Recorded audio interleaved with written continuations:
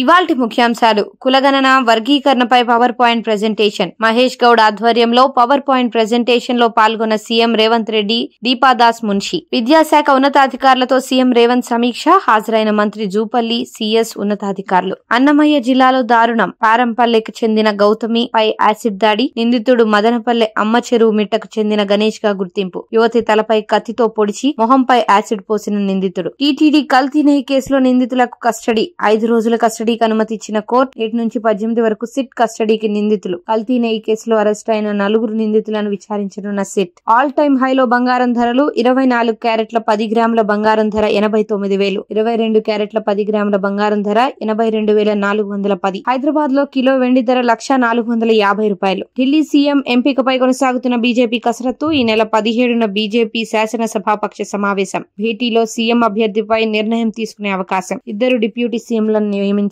అవకాశం.